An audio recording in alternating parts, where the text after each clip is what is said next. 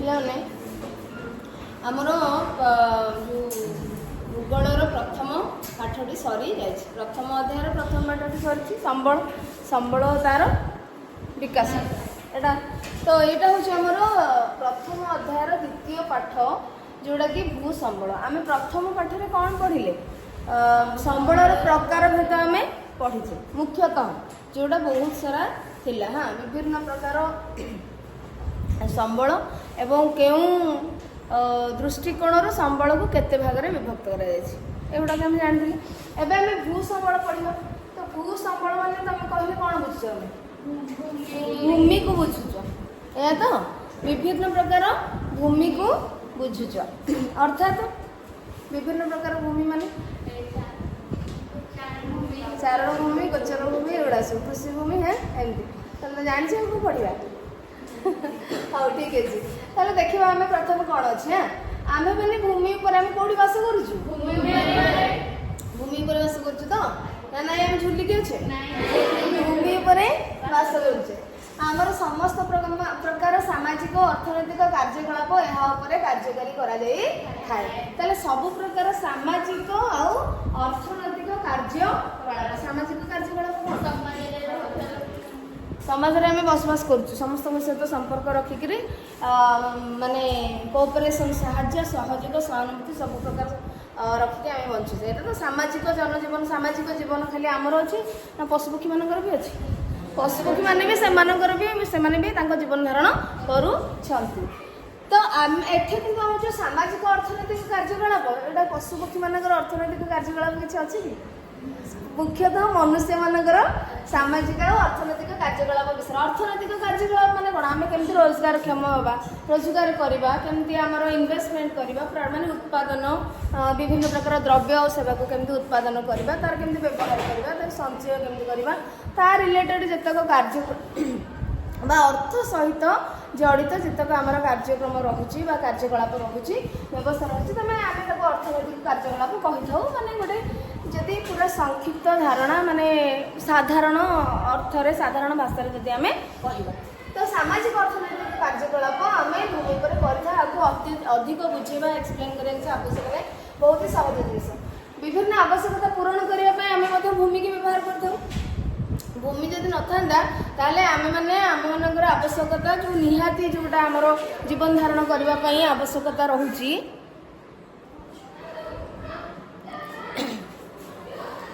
ଦେଖ ବିଭିନ୍ନ ଆବଶ୍ୟକତା ପୂରଣ କରିବା ପାଇଁ ଆମେ ଭୂମିକୁ ବ୍ୟବହାର କରିଥାଉ। ସେଥିପାଇଁ ଭୂମିକୁ ଏକ ମୌଳିକ ପ୍ରାକୃତିକ ସମ୍ବଳ, ମୌଳିକ ପ୍ରାକୃତିକ ସମ୍ବଳ। ପିଲାମାନେ କାହାକୁ ମୌଳିକ ପ୍ରାକୃତିକ ସମ୍ବଳ କୁହାଯାଇଥାଏ? ଗୋଟେ କ୍ୱେଶ୍ଚିନ୍ ଆସିପାରେ ହେଲା। ଭୂମିକୁ ଏକ ମୌଳିକ ପ୍ରାକୃତିକ ସମ୍ବଳ କୁହାଯାଏ ଏବଂ ପ୍ରକୃତିର ଏକ ଅମୂଲ୍ୟ ଦାନ ଭାବରେ ତାକୁ ବିଚାର କରାଯାଇଥାଏ। କାହିଁକି? ଭୂମି ଯଦି ନଥାନ୍ତା ଆମେ ବସବାସ କରିବା, ଜୀବନ ଧାରଣ କରିବା ଆମ ପାଇଁ ଅସମ୍ଭବ ହୋଇପଡ଼ିଥାନ୍ତା। ତାପରେ ଗଛଲତା, ଚାଷ, ଏସବୁ ଜିନିଷ ହେଇପାରିନଥାନ୍ତା। ତେଣୁ ଆମେ ମୌଳିକ ଆବଶ୍ୟକତା ଯେଉଁ ଖାଦ୍ୟ, ବସ୍ତ୍ର, ବାସଗୃହ ଆମେ ଭୂମିରୁ ହିଁ ପାଉଛେ, ହଁ କି ନାହିଁ? ଖାଦ୍ୟ, ବସ୍ତ୍ର, ମାଟି ଉପରେ ହିଁ ଆମେ ଚାଷ କରୁଛେ, ଘର କରୁଛେ, ଆଉ ଖାଦ୍ୟ ପାଉଛେ, ବାସଗୃହ କରୁଛେ, ବସ୍ତ୍ର ମଧ୍ୟ ସେଇଠୁ। ଆରେ ବସ୍ତ୍ର ମଧ୍ୟ ପାଉଛେ ବିଭିନ୍ନ ଗଛଲତା, ଯେଉଁ ଆମର ସୂତା ଯେଉଁ କେଉଁଠୁ ଆସୁଛି? ଆମେ ତ ଚାଷ କରିକିନା, କପା ଚାଷ କରିକି, ବୁଝିପାରୁଛ? ସୋ ଖାଦ୍ୟ, ବସ୍ତ୍ର, ବାସଗୃହ ଯେଉଁଟା ଆମର ପ୍ରାଥମିକ ନିହାତି ଆବଶ୍ୟକ ମୌଳିକ ଆବଶ୍ୟକତା, ସେଗୁଡ଼ାକ ସବୁ ଆମେ କେଉଁଠି ପାଉଛୁ? ଭୂମିରେ ପାଉଛୁ। ସେଥିପାଇଁ ମୌଳିକ ପ୍ରାକୃତିକ ସମ୍ବଳକୁ ଭୂମି ଏକରେ ଏକ ପ୍ରାକୃତିକ ସମ୍ବଳ ଏବଂ ଯେହେତୁ ୟା ଦ୍ୱାରା ଆମର ମୌଳିକ ଆବଶ୍ୟକତା ପୂରଣ ହେଉଛି, ନିହାତି ଯେଉଁ ଜିନିଷଟା ଦରକାର ଆ ଦ୍ୱାରା ଆମର ପୂରଣ ହେଉଛି, ଆମେ ତାକୁ ମୌଳିକ ପ୍ରାକୃତିକ ସମ୍ବଳ କହିଲେ। ଏବଂ ଏହା ପ୍ରକୃତିର ଗୋଟେ ଅମୂଲ୍ୟ ଦାନ। ପ୍ରକୃତି ଦାନ କରିছে ନା? ଆମେ ଭୂମିକୁ ତିଆରି କରିଛେ। ପ୍ରକୃତି ମାନେ ଈଶ୍ୱରଙ୍କ ସୃଷ୍ଟି ବା ପ୍ରକୃତିର ପ୍ରାକୃତିକ ଉପାୟରେ ଏଇଟା ସୃଷ୍ଟି ହେଇଛି। ଏବେ ଦେଖିବା ଭୂସମ୍ବଳର ବିନିଯୋଗ ଆମେ କେମିତି କ'ଣ ହେଉଛି ଦେଖିବା। ବା ବିନିଯୋଗ ମାନେ କ'ଣ? କାର୍ଯ୍ୟରେ ଲଗାଯାଉଛି କେମିତି ଭୂମିକୁ। ଭୂସମ୍ବଳର ମାନେ ତାକୁ କେଉଁ କେଉଁ ପ୍ରକାର କାର୍ଯ୍ୟରେ ଲଗାଯାଉଛି। ଭୂମି ପ୍ରକୃତିର ସମସ୍ତ ପରିସଂସ୍ଥା ଆମେ ଜାଣିଛେ। ପରିସଂସ୍ଥା ଆମେ ଯେଉଁ ଏହା ପୂର୍ବ ଚାପ୍ଟରରେ ଆମେ ପଢ଼ିଥିଲେ ହେଲା। ତ ଭୂମି ପ୍ରକୃତିର ସମସ୍ତ ପରିସଂସ୍ଥାରେ ଥିବା ସମଗ୍ର ଜୀବଜଗତର ଭାର ବହନ କରିଥାଏ। ସବୁ ମାନେ ପୁରା ଜୀବ ଜଗତର ଖାଲି ମନୁଷ୍ୟ ନୁହଁ ବିଭିନ୍ନ ପଶୁ ପକ୍ଷୀ ସମସ୍ତଙ୍କର ଜୀବଜନ୍ତୁଙ୍କର ଧାରା ବହନ କରିଥାଏ ଏବଂ ମନୁଷ୍ୟ ଭୂମିକୁ ବିଭିନ୍ନ ଭାବରେ ବ୍ୟବହାର କରିଥାଏ।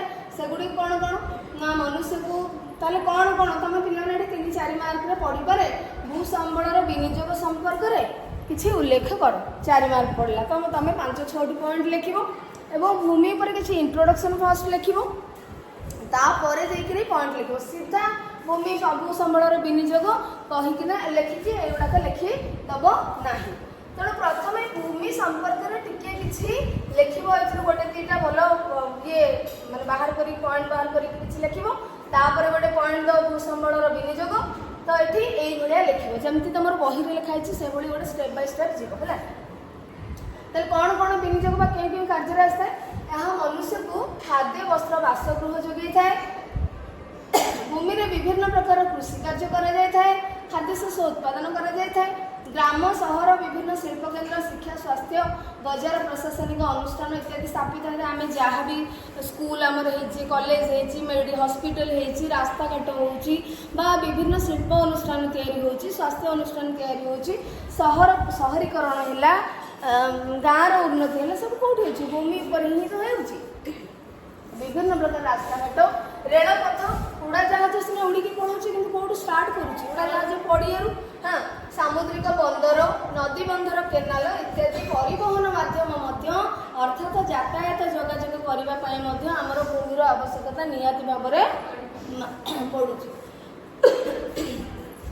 ତ ସମ୍ବାଦ ସଞ୍ଚାଳନ କେନ୍ଦ୍ର ମଧ୍ୟ ସ୍ଥାପିତ ହୋଇଥାଏ। ସମ୍ବାଦ ତମେ ଯେଉଁ ଦେଖୁଛ ଆମର ସମ୍ବାଦ ପରିଚାଳନା ହେଉଛି ସେଗୁଡ଼ାକ ବି କେଉଁଠି ତିଆରି ହେଉଛି ଭୂମି ଉପରେ ହିଁ ତ ତିଆରି ହେଉଛି ତାଙ୍କର ଅଫିସ କାର୍ଯ୍ୟାଳୟ ସବୁ।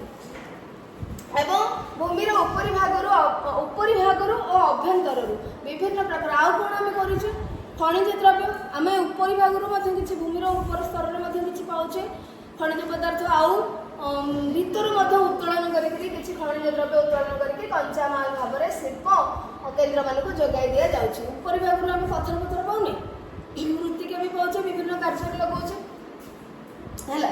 ତାପରେ ଭୂପୃଷ୍ଠରେ ଥିବା ଅରଣ୍ୟ ଓ ତୃଣଭୂମି ଭୂପୃଷ୍ଠରେ ଯେଉଁ ଅରଣ୍ୟ ଜଙ୍ଗଲ ରହୁଛି ତୃଣଭୂମି ରହୁଛି ଏବଂ ସେଥିରେ ବସବାସ କରୁଥିବା ପ୍ରାଣୀ ମନୁଷ୍ୟର ବିଭିନ୍ନ ଆବଶ୍ୟକତା ପୂରଣ କରିବା ସଙ୍ଗେ ସଙ୍ଗେ ଏକ ଅନୁକୂଳ ପରିସଂସ୍ଥା ସୃଷ୍ଟି କରି ବିଶ୍ୱ ଜଳବାୟୁକୁ ମଧ୍ୟ ନିୟନ୍ତ୍ରଣ ପରିସଂସ୍ଥା ଆକ୍ଚୁଆଲି କହିଲେ କ'ଣ ବୁଝ ଆମେ ଯେଉଁ ବିଭିନ୍ନ ପ୍ରକାର ଜୀବଜଗତ ମନୁଷ୍ୟ ଗୋଟେ ଜାଗାରେ ପରସ୍ପର ସହିତ ସହାବସ୍ଥାନ କରିଥାନ୍ତି ସହଯୋଗ କରିକିରି ପରସ୍ପର ଉପରେ ନିର୍ଭରଶୀଳ ହେଇକି ସହଯୋଗ କରିକିରି ଯେଉଁ ସହାବସ୍ଥାନ କରିବାର ବ୍ୟବସ୍ଥା ତାକୁ ହିଁ ପରିସଂସ୍ଥା କୁହାଯାଇଥାଏ।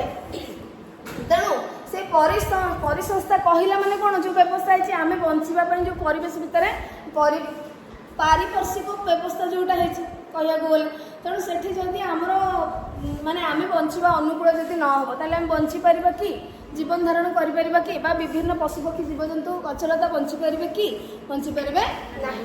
ତେଣୁକରି ଭୂମି ଆମକୁ ଗୋଟେ ଅନୁକୂଳ ପରିସଂସ୍ଥା ଅନୁକୂଳ ପରିବେଶ ଅନୁକୂଳ ମାନେ ଆମର ଦରକାରୀ ଯେଉଁଟା ଆମ ପାଇଁ ଉପଯୋଗୀ ଆମର ଉପଯୋଗୀ ହେଉଥିବା ମାନେ ଆମର ଯେମିତି ଦରକାର ଯେଉଁଭଳି ଭାବରେ ପରିବେଶ ଦରକାର ସେଇଭଳି ଭାବରେ ପରିବେଶ ଆମକୁ ପାରିପାର୍ଶ୍ୱିକ ପରିବେଶ ଆମକୁ ସେ ଦେଉଛି।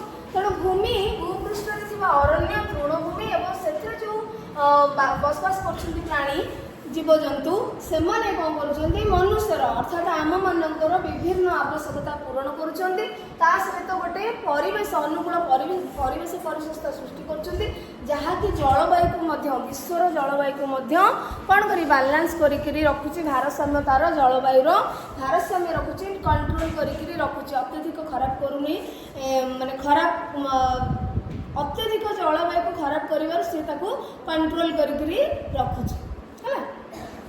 ତାହେଲେ ଏଠି ପିଲାମାନେ ପ୍ରାଣୀ ଅନ୍ୟ ପ୍ରାଣୀମାନେ ଆମର କେମିତି ଆବଶ୍ୟକତାରେ ଆସୁଛନ୍ତି ଗଛଲତା ତୃଣଭୂମି ଆମର କେମିତି ଆବଶ୍ୟକତାରେ ଆସୁଛନ୍ତି ଗଛଲତା ସବୁଠୁ ବଡ଼ ଜିନିଷ ହେଉଛି ଆମକୁ ଅମ୍ଳଜାନ ଦେଉଛନ୍ତି ତାପରେ ଆଉ କ'ଣ ଦେଉଛନ୍ତି ଖାଦ୍ୟ ଦେଉଛନ୍ତି ତାପରେ ବର୍ଷା ହେଉଛି ତାପରେ ମୃତ୍ତିକା ସଂରକ୍ଷଣ ମଧ୍ୟ ଭୂମିକୁ ଜାବୁଡ଼ିକି ଧରୁଛନ୍ତି ତାପରେ ଥଣ୍ଡା ପବନ ଆମକୁ ମିଳୁଛି ହଁ କି ନାହିଁ ଜଳବାୟୁକୁ ନିୟନ୍ତ୍ରଣ ଉତ୍ତାପ ନିୟନ୍ତ୍ରଣ କରୁଛି ତାପରେ ବନ୍ୟା ପାଣିରୁ ରକ୍ଷା କରୁଛି ଆମକୁ ଯଦି ବନ୍ୟା ହେଇଯାଉଛି ତାହେଲେ ଆମେ ଯାଇ ଗଛ ଉପରେ ଚଢ଼ିକି ବସି ଯାଉଛେ ଏହା ତ ରହିଯାଉଛି ଗଛ ମୃତ୍ତିକା हाँ ओके तापर अच्छा प्राणी माने अन्य प्राणी माने हमको केमती हमर आवश्यकता आछन क्षीर हाँ मांस क्षीर आमे जो गुड़ाक पाउचे हाँ तो से गोटे खाद्य आमर विभिन्न प्रकार खाद्य आम पाचे से एवं अधिक जितेबले जो तृणभोजी प्राणी जदि अधिक होते पुणी असुविधा हम मांसाशी प्राणी जदि अधिक होते भी असुविधा हम तो आम मैंने से मारिक खाई कौन सुविधा करदे हाँ कि नहीं तुम कह ये खावाटा तो भल आई आमको निरामिषाशी होगा कहुच्छे हाँ कि नहीं ठीक अच्छे से किसी मात्रा रे आमे विभिन्न प्रकार जीवजंतु आमर खाद्य अभाव पूरण कर खाद्यर आवश्यकता पूरण कर तुम चिकेन मटन खाई कंट्रोल कर दो हरण मारिक खाई दौ हाँ कि नहीं अच्छा ठीक अच्छे ताहले आमे आज ये कौन पढ़ले पिला माने प्राथमिक माने प्रथम क्लास रे आमे द्वितीय पाठ भूसंबलर गोटे गोटे आईडिया आनी माने गोटे सामान्य धारणा आनिले प्राथमिक धारणा जे भूसंबल कौन से आम कहीं आवश्यक कौन कौन कार्य आसी थाए तेणु ये पाराग्राफ रू आम जी पढ़ले वर्तमान क्लास रे तो ये तुमको गोटे क्वेश्चन आसपे 2 मार्क हो 4 मार्क हो तुमको आसपे भूसंबल केउ केउ उपाय विनियोग होता है भूसंबलर विनियोग उपर किसी उल्लेख कर भूसंबल मनुष्यर के भाव में आवश्यकता आसी था से समान प्रश्न को से विभिन्न प्रकार भाव शब्द लेखिक तुमको पचार तो गोटे ही आंसर हम तेणु तुम्हें कौन कर प्रथम जमी इंट्रोडक्शन देती बही से भाव में ही तुम चेष्टा कर लिखापी जे भूमि एक